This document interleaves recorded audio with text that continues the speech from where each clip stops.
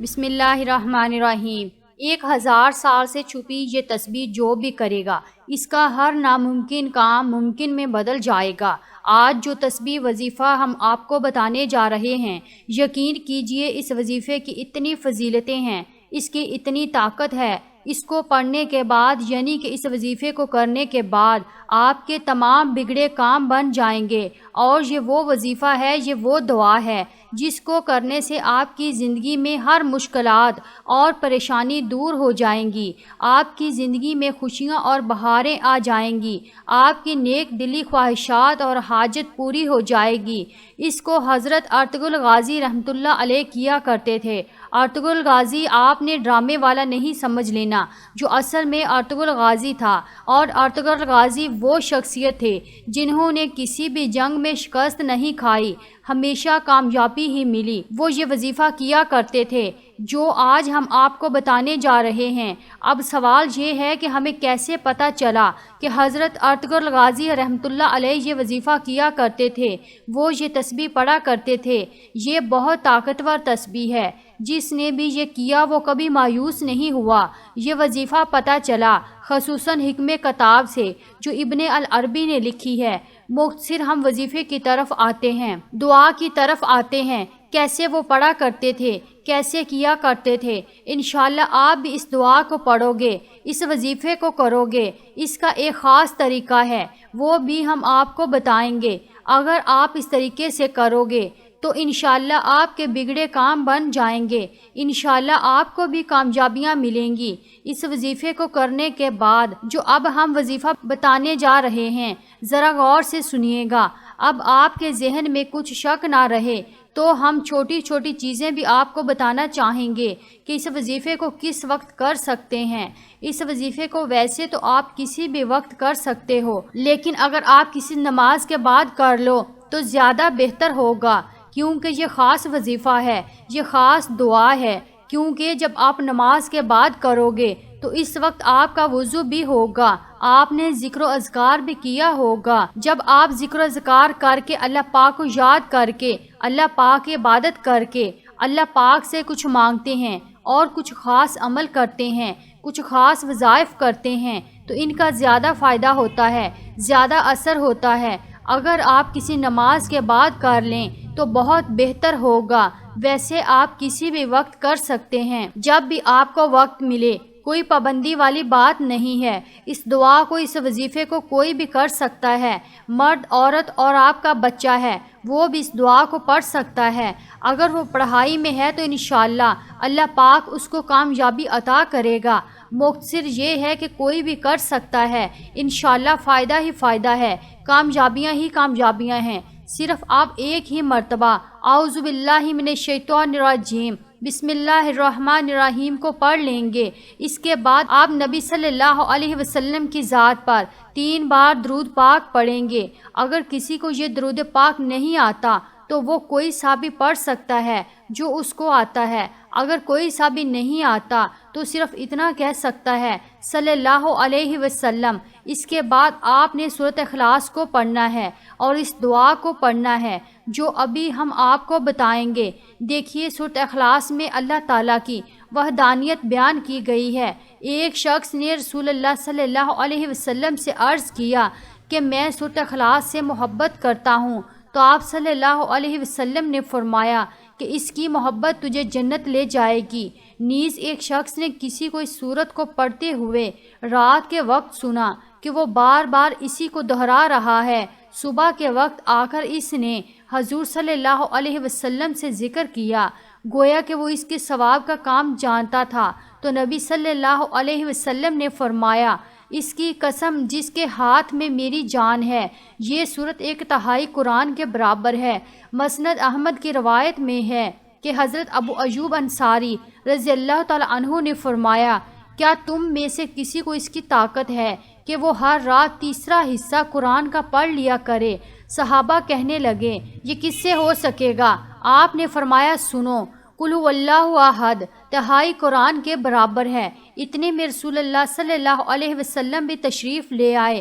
آپ صلی اللہ علیہ وسلم نے سن کر فرمایا، ابو ایوب سچ کہتے ہیں۔ رسول اللہ صلی اللہ علیہ وسلم نے صحابہ سے فرمایا، جمع ہو جاؤ، میں تمہیں آج ایک تہائی قرآن سناؤں گا۔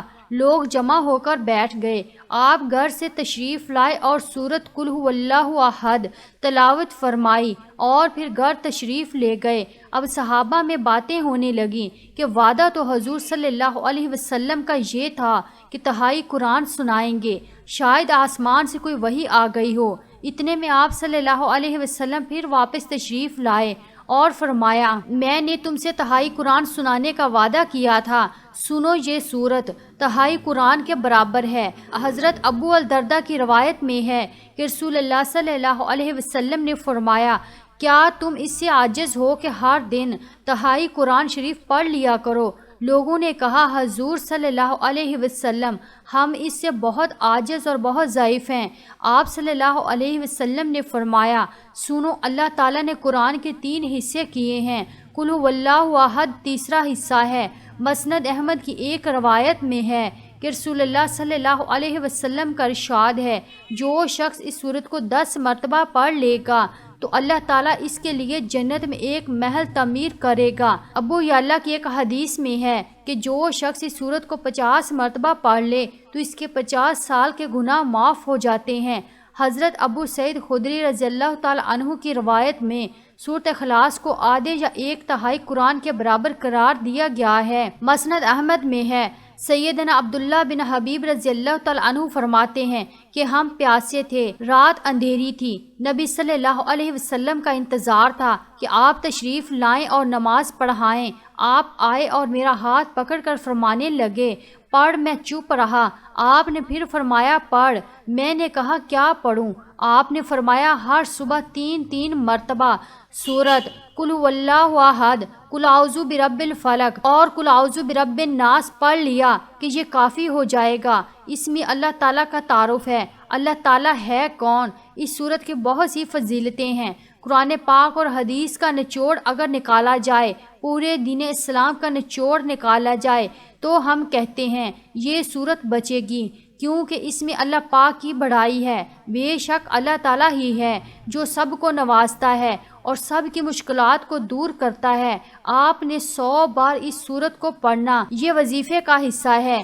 تھوڑی سی تعداد زیادہ ہو سکتی ہے، لیکن اس کے جو کمالات ہیں انشاءاللہ آپ خود دیکھیں گے۔ آپ کے زیادہ سے زیادہ 10 منٹ لگ جائیں گے، بڑی مشکل سے، لیکن یہ وظیفہ بہت ہی خاص ہے۔ ابھی دعا میں بھی آپ کو بتاتے ہیں، چھوٹی سی سورت ہے ویسے تو۔ بسم اللہ الرحمن الرحیم، قل ھو اللہ احد اللہ الصمد لم یلد ولم یولد ولم یکن لہ کفوا احد۔ 1 مرتبہ ہو گیا۔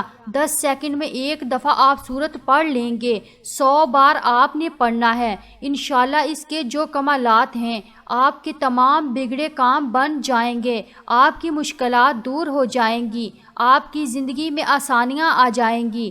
سورۃ اخلاص کے بہت سارے فوائد ہیں۔ نمبر 1، اللہ رب العزت 300 غضب کے دروازے بند کرے گا، مثلا دشمنی، قرض، فتنہ وغیرہ۔ نمبر 2، 300 دروازے رحمت کے کھولے گا۔ نمبر 3 دروازے رزق کے کھولے گا، اللہ غیب سے رزق دے گا بغیر محنت کے۔ نمبر 4، اللہ پاک اپنے علم سے علم دے گا۔ نمبر 5، 36 مرتبہ قرآن پاک کا ثواب ملے گا۔ نمبر 6، 50 سال کے گناہ معاف ہوں گے۔ نمبر 7، اللہ پاک جنت میں 20 بنگلے دے گا جو قوت مرجان اور زمرد کے بنے ہوں گے۔ نمبر 8، ہر بنگلے کے 70,000 دروازے ہوں گے۔ نمبر 9، 2000 رکعت نماز نفل پڑھنے کا ثواب ملے گا۔ آپ دعا سن لیجئے، سبحان اللہ والحمد للہ ولا الہ الا اللہ واللہ اکبر ولا حول ولا قوت الا باللہ العلی العظیم۔ یہ ایک ہے، تمام تعریفیں اللہ کے لیے ہیں اور اللہ کے سوا کوئی معبود نہیں۔ اللہ بہت بڑا ہے، گناہوں سے بچنے کی طاقت اور نیک کام کرنے کی قوت اللہ ہی کی طرف سے ہے جو عالی شان اور عظمت والا ہے۔ تیسرے کلمے کی تسبیح کرنی ہے، اس کو جلالی تسبیح بھی کہا جاتا ہے۔ صرف آپ نے 3 بار اس کو پڑھنا ہے۔ سورۃ اخلاص کے بعد جو ہم نے ترتیب پیچھے بتائی ہے، انشاءاللہ اس دعا کی برکت سے اور یہ پورے وظیفے کی برکت سے، جیسے ہم نے یہ وظیفہ ترتیب سے بتایا ہے ویسے آپ کرو گے، انشاءاللہ آپ دیکھنا کہ کیسے آپ کی مشکلات حل ہوں گی، ہر کام میں آپ کو کامیابی ملے گی، انشاءاللہ کوئی بھی آپ کا کام ہوگا۔ اس کے بعد آپ پھر 3 بار درود پاک پڑھ لیں گے آخر میں۔